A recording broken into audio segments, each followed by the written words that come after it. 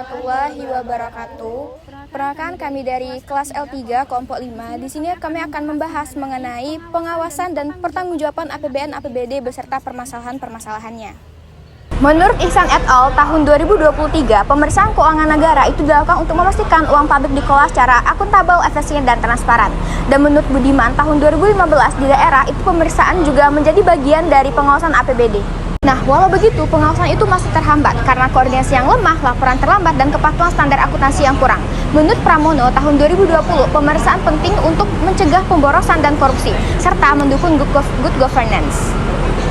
Nah, DPRD juga berperan mengawasi APBD, tetapi masih mengalami kendala seperti kemampuan aparatur yang terbatas dan minimnya partisipasi publik. Karena itu, dibutuhkan sistem pengawasan yang lebih terintegrasi dan transparan agar pengelolaan APBN dan APBD itu benar-benar bermanfaat bagi masyarakat. Baik, jadi di sini saya akan menjelaskan mengenai pengawasan dan pertanggungjawaban APBN beserta permasalahan-permasalahannya. Nah, menurut Lubis et al. Tahun 2025, pengawasan dan pertanggungjawaban APBN itu adalah kewajiban pemerintah untuk mengelola keuangan negara secara tertib, efisien, efektif, dan transparan. Nah, laporan pertanggungjawaban itu harus disusun tepat waktu sesuai SAP, karena APBN disusun pemerintah dan disetujui oleh DPR. Pengawasan sangat penting untuk memastikan anggaran itu digunakan secara akuntabel. Undang-Undang Nomor 17 Tahun 2003 mewajibkan Presiden menyampaikan laporan keuangan yang telah diaudit BPK paling lambat 6 bulan setelah tahun anggaran berakhir. Begitu juga pemerintah daerah. Jika terjadi penyimpangan, ada sanksi termasuk penggantian kerugian negara. Pengawasan APBN itu masih bermasalah, seperti penyalahgunaan anggaran, korupsi, lemahnya pengawasan internal, serta keterbatasan auditor, keterlambatan pelaporan, dan rendahnya transparansi publik. Baik, jadi dengan demikian, kondisi tersebut menunjukkan perlunya perbaikan menyeluruh terhadap sistem pengawasan dan pelaporan, penerapan teknologi untuk memperkuat transparansi, peningkatan kompetensi SDM pengelola anggaran, serta penegasan sanksi agar setiap pihak lebih disiplin dan bertanggung jawab. Dengan perbaikan tersebut, kualitas pengelolaan keuangan negara itu diharapkan semakin akuntabel dan mampu mendukung tujuan pembangunan nasional. Pengawasan dan pertanggungjawaban APBD beserta permasalahan-permasalahannya. Menurut Saada et al. 2021, DPRD mengawasi penyusunan APBD melalui kebijakan umum dan aspirasi masyarakat dengan penyusunan yang mengikuti rencana strategis daerah dan kebijakan nasional. Pada pelaksanaan, DPRD melalui komisi dan banggar memastikan anggaran berjalan sesuai Perda. Sementara laporan pertanggungjawaban menjadi dasar evaluasi. Di dalam pasal 71 UU Pemda dinilai tidak jelas terkait penyelenggaraan pemerintahan, padahal APBD harusnya transparan. Menurut Santoso et al. 2023, pengelolaan keuangan daerah harus efisien, ekonomis, efektif, transparan, dan akuntabel. Dalam Peraturan Pemerintah Nomor 12 Tahun 2019 mengatur struktur APBD dan Peraturan Pemerintah Nomor 105 Tahun 2000 memberi DPRD kewenangan memerintahkan auditor eksternal. Menurut Gafar dan Sargasi, tahun 2024, kendala utama meliputi keterbatasan SDM, konflik politik, lemahnya partisipasi publik, dan dominasi eksekutif.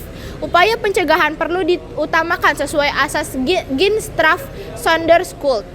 Dengan demikian, pengawasan APBD dan APBN penting untuk menjamin transparansi, akuntabilitas, dan efektivitas anggaran bagi kesejahteraan masyarakat. Studi kasus analisis kriminologi korupsi anggota DPRD Sumatera Utara terkait laporan pertanggungjawaban pelaksanaan APBD. Berdasarkan penelitian Santoso, Marzuki, dan Purba pada tahun 2021. Kasus ini terjadi pada periode tahun 2012 sampai 2014 ketika anggota DPRD Sumatera Utara menerima suap dan gratifikasi dari gubernur agar laporan pertanggungjawaban APBD disetujui tanpa penilaian yang objektif. Dalam kasus ini, ada 38 anggota DPRD yang ditetapkan sebagai tersangka. Kondisi ini menunjukkan lemahnya fungsi pengawasan, budgeting, dan controlling di tubuh DPRD. Tindakan tersebut juga melanggar pasal 12 huruf B UU 31 tahun 1999 tentang tipikor. Secara kriminologis, korupsi ini termasuk extraordinary crime karena merusak keuangan negara dan kepercayaan publik. Penelitian ini menjelaskan bahwa penyebabnya berasal dari faktor internal seperti rendahnya integritas anggota, faktor eksternal seperti budaya organisasi yang permisif, serta lemahnya sistem pengawasan. Peneliti merekomendasikan pencegahan pencegahan melalui pendidikan integritas, transparansi laporan keuangan, serta penegakan hukum yang tegas dan konsisten. Dengan demikian, kasus ini menunjukkan bahwa pengawasan DPRD terhadap APBD masih lemah dan akuntabilitasnya rendah. Untuk mencegah kejadian serupa, diperlukan penegakan hukum, peningkatan transparansi publik, dan budaya anti korupsi di lingkungan pemerintah daerah agar fungsi DPRD dapat berjalan profesional sesuai prinsip good governance. Saran terhadap studi kasus analisis kriminologi korupsi anggota DPRD Sumut terkait laporan pertanggungjawaban pelaksanaan APBD. 1. Perkuat pengawasan internal dan eksternal APBD. 2.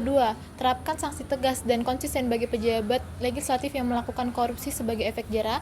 3. Bangun budaya anti korupsi dan integritas publik melalui pendidikan dan sosialisasi nilai etika pemerintahan sejak dini. 4.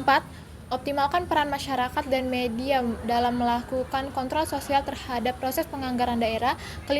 Tingkatkan transparansi digital laporan keuangan daerah agar masyarakat dapat mengakses dan memantau realisasi APBD secara terbuka. Kesimpulan dalam materi ini yang pertama, pengawasan APBN dan APBD sangat penting untuk mewujudkan tata kelola pemerintahan yang transparan, akuntabel, efisien, dan berkeadilan.